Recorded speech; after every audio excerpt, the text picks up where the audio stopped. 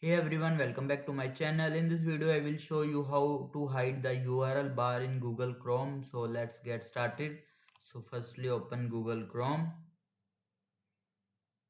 Now open the website you want. Like I'm opening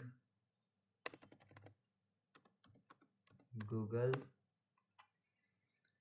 Now press function plus F11.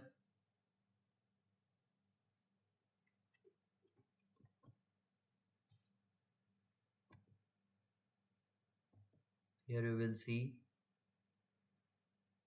you are in the full screen mode and the URL bar is hide. You will, if you want to exit from this, just simply click on escape